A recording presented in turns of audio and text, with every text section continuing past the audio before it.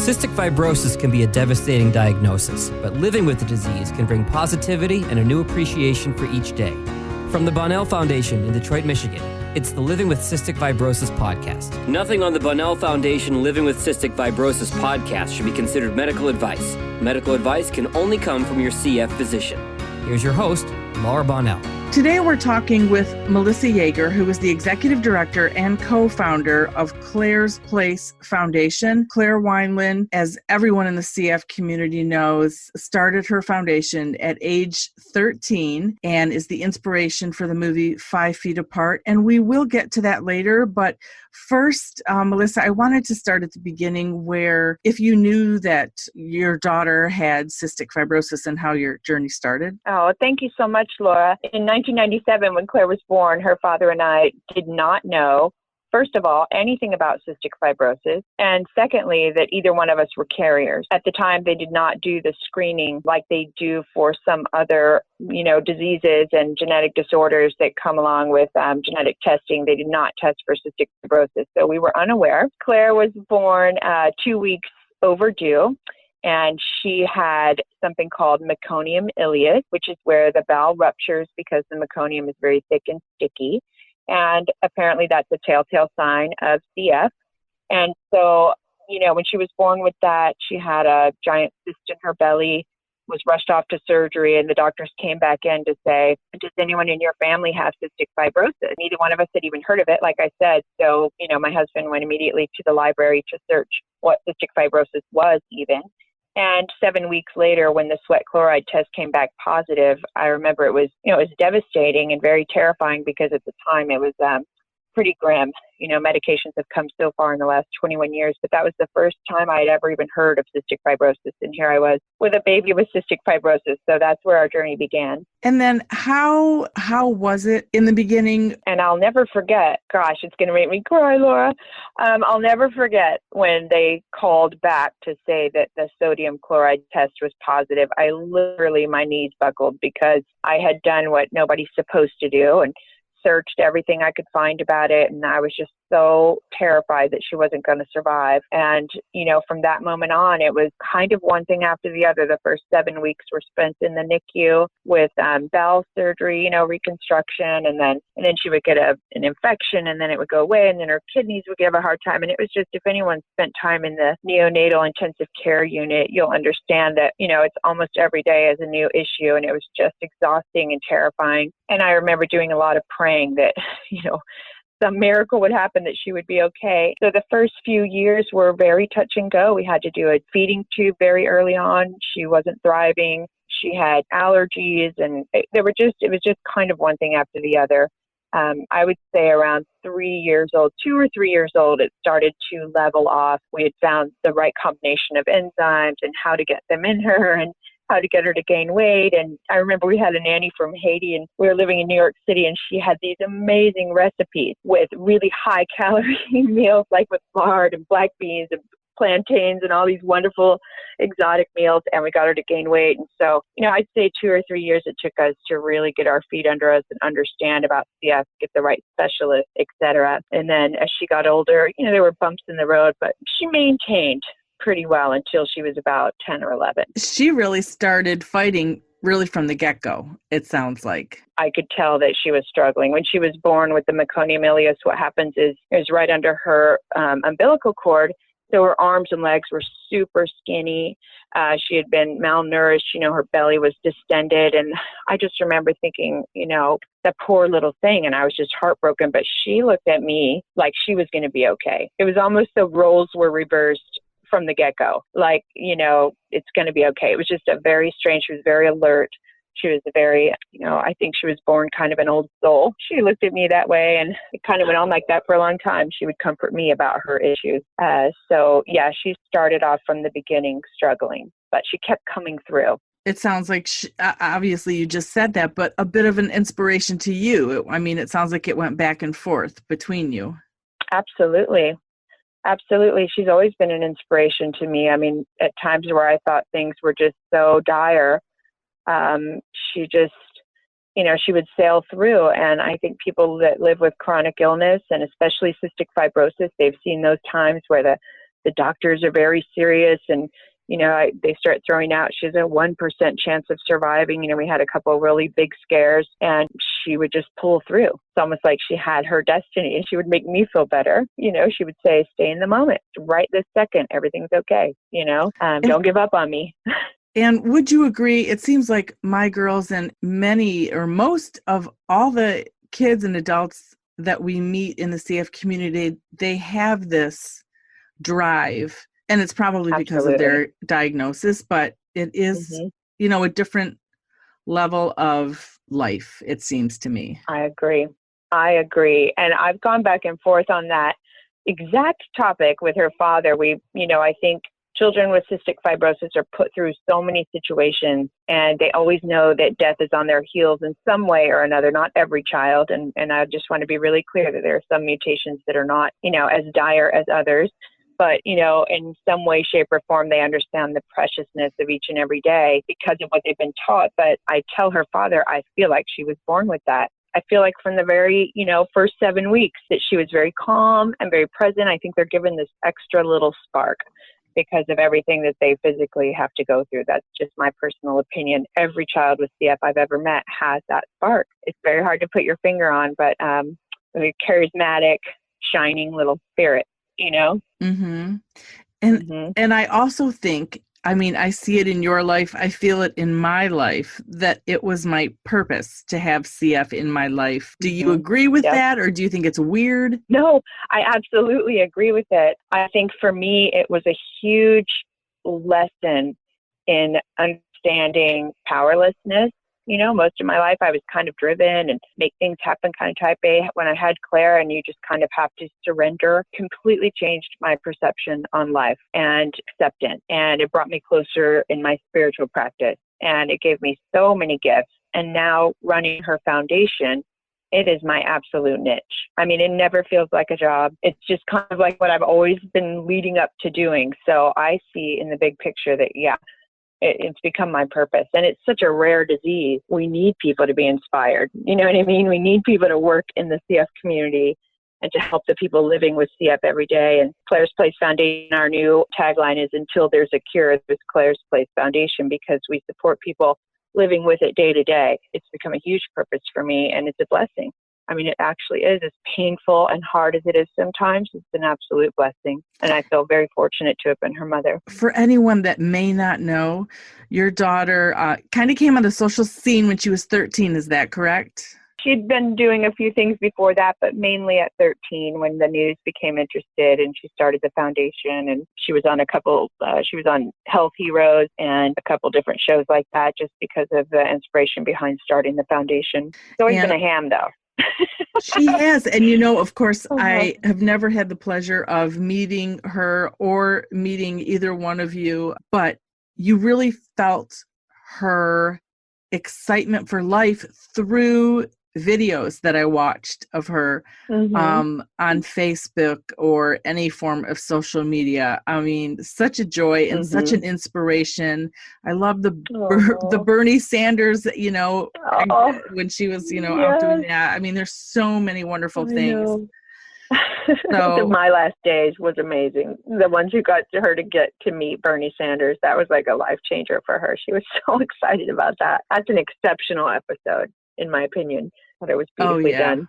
It was. Yeah. I remember initially she did not want a lung transplant. Correct? That's true. And that was really, really hard for us as her parents. I'm sure you can identify that. We kept trying to tell her, just get on the list, as kind of think of it as like an insurance policy. Even if you don't want it, you're listed, because we know there's that very small window between where you're sick enough to need one, but you're not too sick to handle the transplant and all the changes that happen. So there's a small window there. And she was stubbornly and adamantly saying no. She was a minor, and we probably could have forced it through, but a lot of transplant centers will not do a transplant unless the patient is fully on board. They don't really care if the parents want it. It has to be coming from the patient, because they're the ones that will have to do the work forever to maintain those lungs. So she kept making it very clear that she didn't want one. So we had to respect her wishes and back off. And then she got very, very sick. I'm just so sad. It In is so hard. 2017, Yeah. and it was so hard. In 2017, we were traveling and we were in Philadelphia. She was speaking at the AARC conference, and she was very, very sick the night before. And I remember sleeping with her in the bed, and I had my hand on her back because I was so worried about her. I just wanted to make sure that she was breathing. She was just coughing and coughing and coughing. And we all know what an exacerbation sounds like, but I knew this was more than that. And I said to her, we need to cancel your speaking engagement because I need to take you to the hospital. And she said, absolutely not. She was really determined to do this talk, and it was for the respiratory therapist community who she loved. And so she's 21. She's trying to make her own decisions. And I said, well, I'll follow your lead. So we waited until after the talk, and she said, okay, I'm ready. And we took her to the hospital there in Philadelphia, and turns out she had severe pneumonia. And I think that was the turning point for her, because the doctor said, you're too sick to fly home. And for her to be grounded like that, and we had to take a train back to Los Angeles, it changed her perception. And she realized you don't come back from this slope. As painful as it was for her, it put a fire under her to get on the transplant list right then. Traveling and speaking and sharing her message and doing her videos. And, the Claire that you saw, it was fading, and it was very, very hard to see and very, very hard for her to accept. She also had an issue with her portacast, and the doctor said, well, we can't put you under anesthesia to change your portacast because your lung function is too low. It's almost like it just hit her all of a sudden, like, oh, wow, okay, this is real. Mm-hmm. Not that she was intelligent, of course. She's very intelligent, very bright. But I think at that age, it's really hard to put yourself in the position of needing a transplant in your mind. Like, you kind of feel invincible. And she had, again, come through so many scary situations that she may have felt a little invincible. But when that started happening, she struggled and quickly tried to get on the lung transplant list, which she did at UC San Diego, who we love very much. Yeah, and then got the call for lung only about 3 months after she was listed. So it was very fast. Very fast. And you're so amazing with all the decisions you have just discussed with her and let her take the lead. That is such a gift for a child, an adult, whoever it is. And I know it's terribly sad, but what a wonderful light all of you, the whole family is. I don't regret it. There were times where I was thinking, gosh, we should have really forced her. But if you knew Claire, you would know that is just basically impossible. She was very, very single-minded and had a plan for herself. And, I feel responsible in a way that we didn't make her get transplant sooner or that we allowed her to live on her own. But she was very, very determined and very capable. And I don't regret it now. Right when she passed, I deeply regretted it, and I felt responsible in some way. But I'm so very glad that she had the autonomy over her own life, that she got to experience living on her own with her beloved roommate, Larissa, in Venice Beach. She had all these great young adult experiences that you're supposed to. So now, in hindsight, I'm grateful that she had that. But it was very hard to let her kind of make her decisions about that, Right. Hard to let her go when she wanted to move out and do her own thing. And I don't know if it would have changed anything, but I'm grateful now that she had that opportunity. And I can relate to that because I've always said to myself, I can't let my fear rule their life. They have to live. They went on That's a great way to put it. Yes. Right. I let them go on a mission trip to Nicaragua and got the CF doctors on board. They each went at different times with school. But, you're worried they're going to catch some crazy bug that's going to kill them. But yes. But that's the only way to live is to just live. So that's so true. And we know we can't keep them in a bubble. And I have known families that do keep their children in a bubble and they still have issues. So it's just an individual decision. A lot of people don't let their children even go to school because they're afraid of the flu, but you could get the flu at the doctor. I mean, it's one of those things you have to trust your gut as the parent, in my opinion. Right. I agree. And I knew that I couldn't stop Claire from doing that. I mean, she went to Europe and like you said, having to talk the doctors into is so funny because, of course, they have concerns too. But I think everyone's happy that they let them do it. And I'm not sure about your children, but that was probably an amazing experience for them. It gave them so much, Yes, it was something they will have forever. And I assume most of your friends now kind of know what you've been through, but along the way, did your friends and family get it? And I ask this because after seeing 5 Feet Apart, and we'll get into the movie in a minute, but people realized more of what people with CF go through. So I just wondered if before the movie, or even with all of her, videos and everything, did people understand everything she was going through? Well, that's a great question. We have a super small, tight-knit community kind of formed around our family and around Claire and around my other daughter, Ellie. I'm sure you experienced, I hope everybody has that type of support, but there were a handful of people who would help us with hospital stays, that could watch her when I had to go to work when she was sick. So they really got it. But I'd say the broader circle right outside of that had no clue how difficult and how painful it really can be. In Claire's videos, she does say a couple times, I'm not a Pollyanna. This stinks sometimes. But I don't think they really knew just how isolating it can be, because she was always so cheerful. It's really hard to see behind that mask sometimes. But as her family and her very close, tight-knit group of friends, you can see that. I think it's awesome that the people in the world are understanding more about CF and what they really do go through, because I want people to be inspired by their, not their struggle, but their the way they have to live life just to have a normal kind of life like everybody else. Like they're like fighting with 2 arms behind their back. You know what I mean? Like it's a very difficult uphill battle sometimes. So I'm happy that it's shining a light on that. And again, not every CFer is like that, but for the majority of the people that we know, I think they learned a lot from the movie, and they had a lot of questions, a ton of questions, right? Which was great. Started some good conversation. It did. And so talking about the movie, it was inspired by your daughter. Tell me how the whole movie came about. Sure. So Claire met our good friend now, Justin Baldoni, when he was trying to find people to cast for My Last Days, which was picked up by the CW, and it was originally a Soul Pancake on YouTube video series.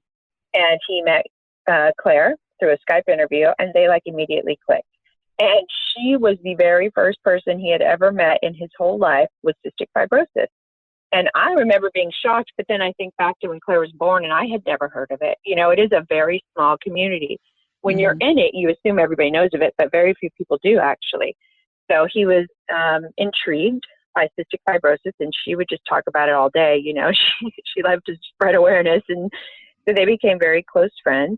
And I don't know when he first mentioned the idea of the story to her, but she mentioned it to me.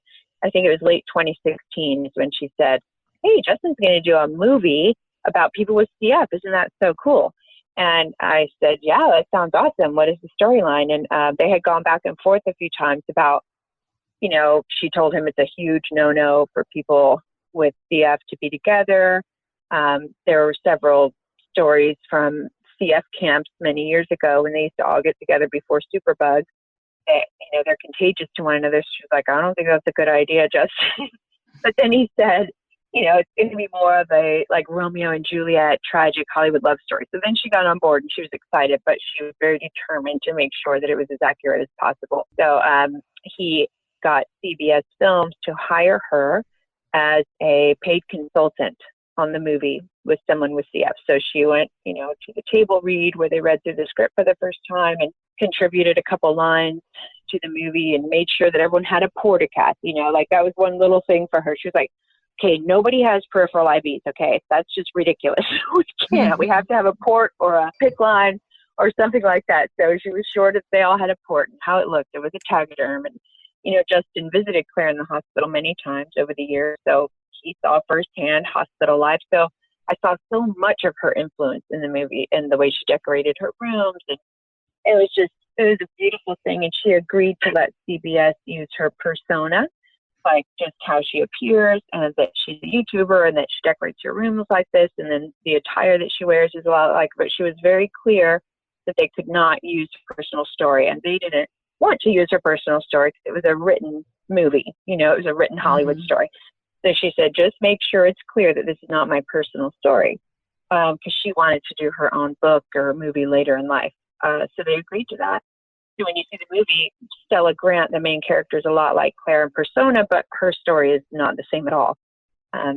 Claire's never dated anyone with cystic fibrosis, etc. So she consulted as a professional consultant, and I'm sad she didn't get to see the final outcome. I think she would have been very proud of it, how it turned out. And that's what I was going to ask you, because sometimes they get done with movies ahead of time, so I wondered if she had an opportunity to see it. But No, she is in it. I mean, from my point of view, you could really see her personality. I mean, she was absolutely Claire, the actress. And you mentioned some of the lines. I mean, huge influence she had, but there comes a time when you stop living for your treatments and you start doing your treatments so you can live. Oh my gosh. Yes. Wow. It gave me chills because I didn't even know, because at the time when she went to the table read, she was already living with her roommate in Venice when all this was happening. So she wasn't living at home anymore. So instead of like the every single day updates, driving her around, all that, I didn't know that she had gone to the table read, or that she had even said that to Haley Lou Richardson. And when I got to screen the movie with Justin, and I went through like 2 boxes of tissues, he's like, "That's Claire's line." And I knew she had said that because she said that so many times in her videos, but it just floored me.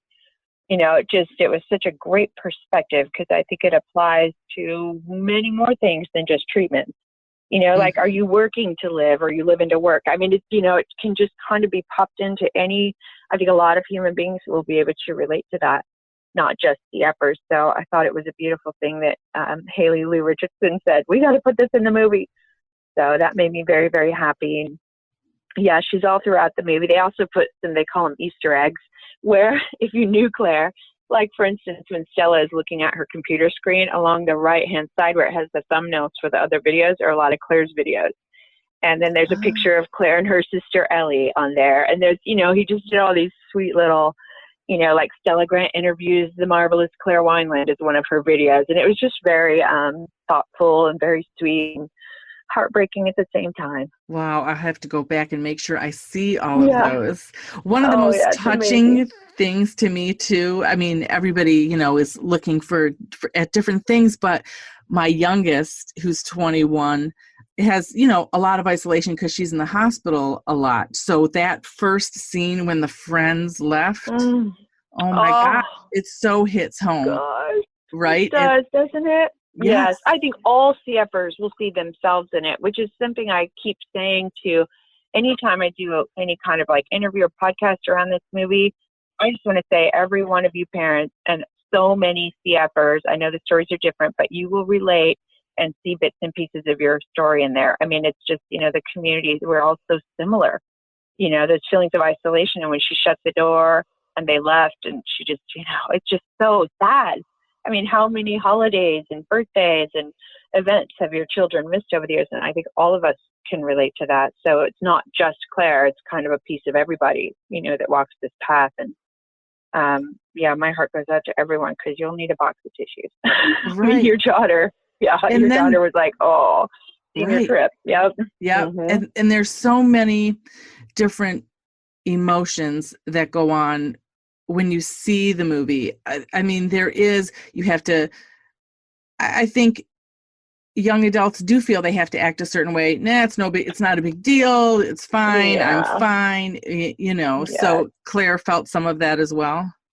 Absolutely. Well, there's also another line in the movie, which I think is even more honed in on that feeling, is that Poe, her friend, said, I feel like a burden on my family, or whatever he was saying. Who's going to love me? I feel like a burden. So Claire's thing with that is she didn't want to bum her friends out because they get to go. You know what I mean? So it's easier just to be like, it's fine, don't worry about me. So they'd be okay. And I'm sure all CFers do that. And that really touched me when he said that, because he said he felt like a burden on his family and his friends and whoever would love him. And I'm sure, I'm her mom, but I'm not Claire. I don't walk the shoes of having CF, and I'm sure it can feel like that sometimes. As much as we love them, we do anything for them. We don't feel that way. I'm sure that they do with their friends, or, anyone that they would let down in a way. Mm-hmm. Right. And you're talking about when the character Poe said that. Is that what you're referring to? Oh, sorry. No. His name is Moises. Okay. Yeah, the character Poe, when he was talking with Stella about his boyfriend or whatever, who he had just broken up with. He said, how can I do that to someone? All they're going to have to do is take care of me, that he felt like a burden. And I just thought that was so poignant and so touching, because they really captured that emotion, even though we don't really feel that way because we love them, where their parents would do anything for them and they're people who love them. But I can imagine how it might feel that way sometimes, so they try to be okay. I'm fine. Right, right.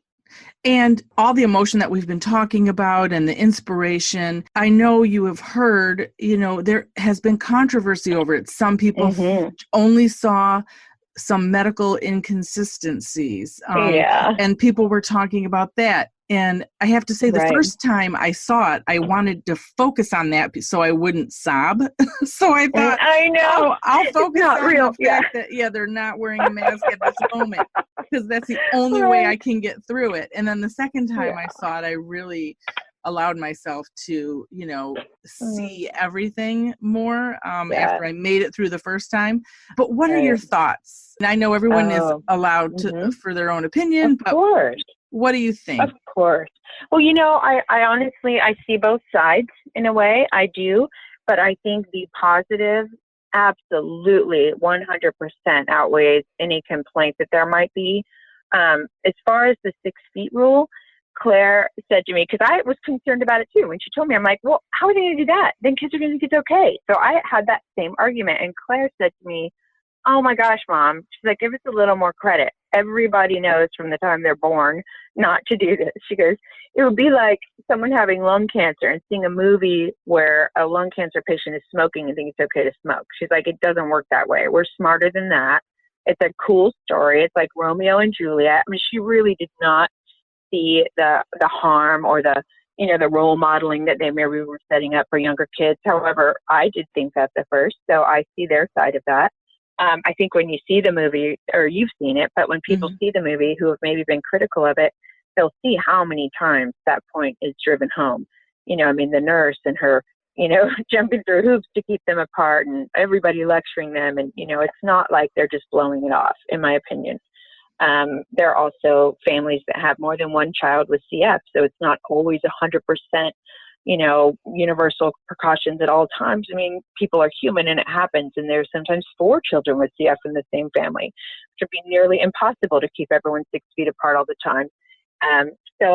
But I think the overwhelming positivity of having 2 main characters, or 3 actually, I guess with Poe, all about cystic fibrosis. They did the best job they could as far as Hollywood goes to make it as realistic and heartfelt as possible.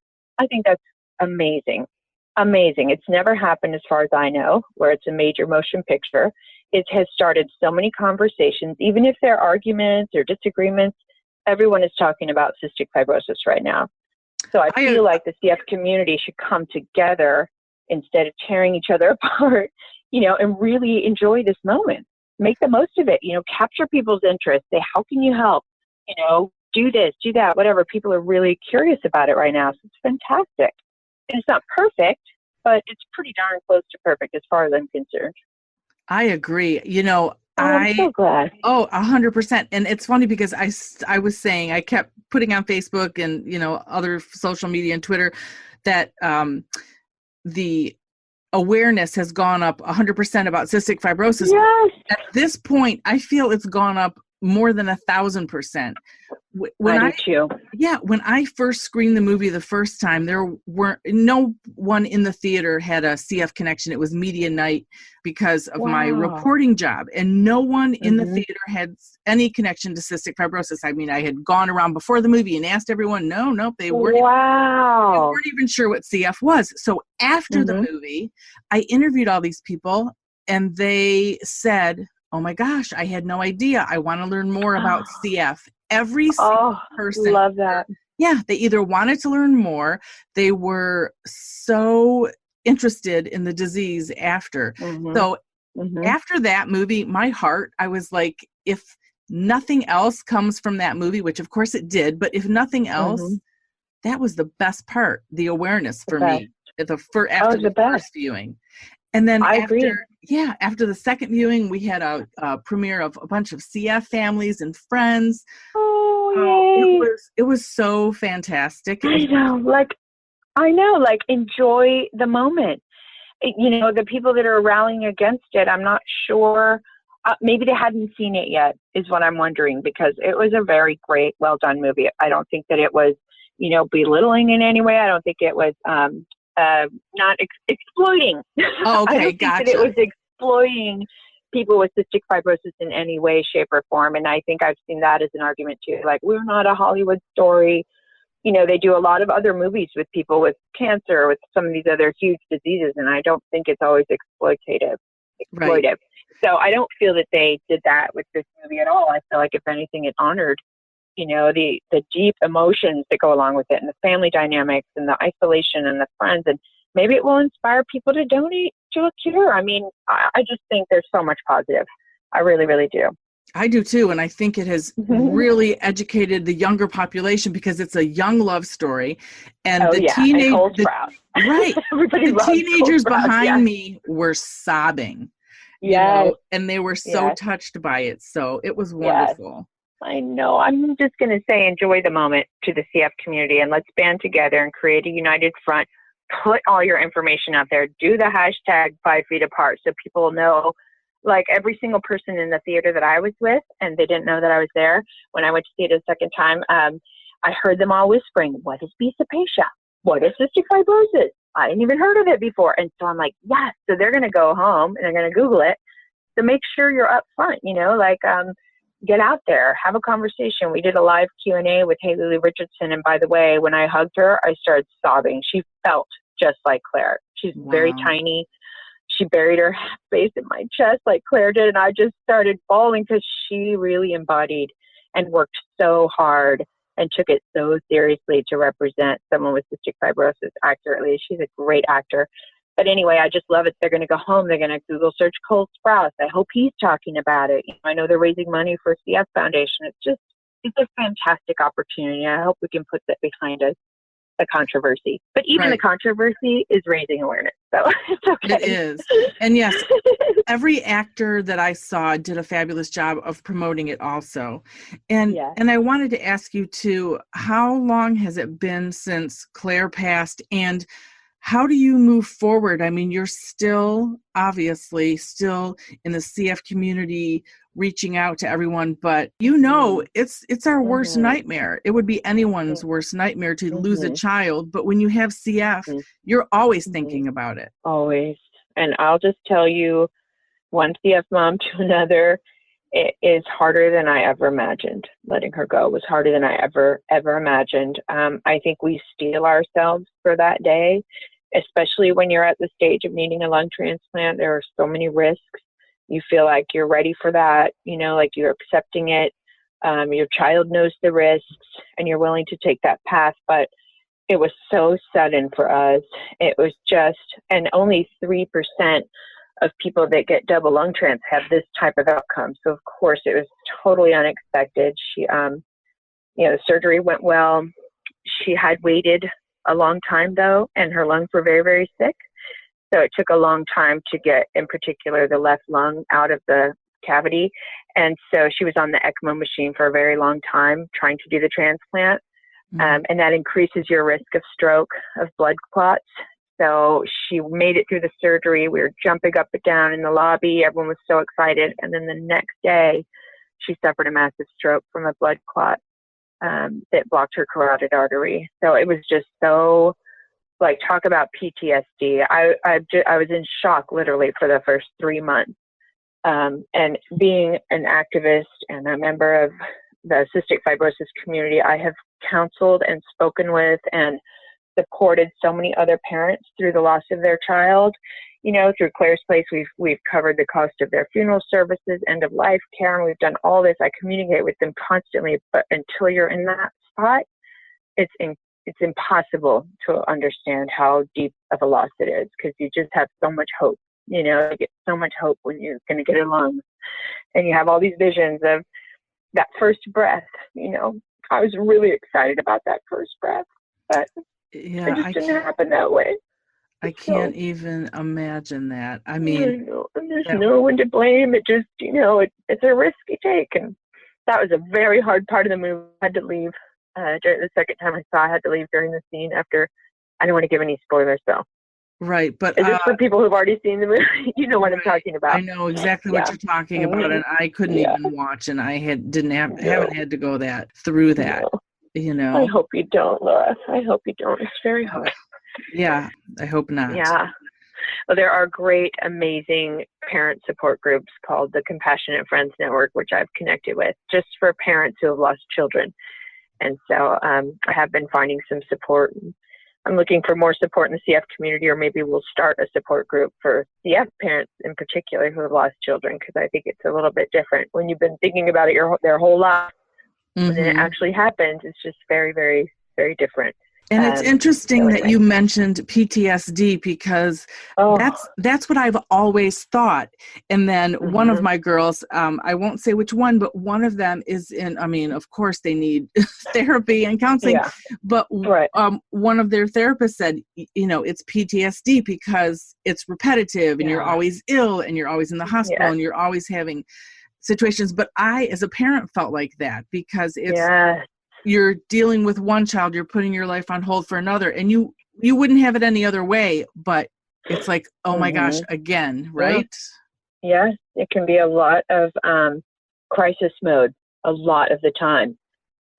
Yes, absolutely. And now that she's gone, and just quite honestly, I didn't even know what to do with myself anymore, because it's so time consuming and energy consuming and heart fulfilling. And, I almost lost myself. I really didn't. If I didn't have the foundation to hold on to, I'm not sure if I would have stayed such an active member in the CF community, because it just felt like an amputation.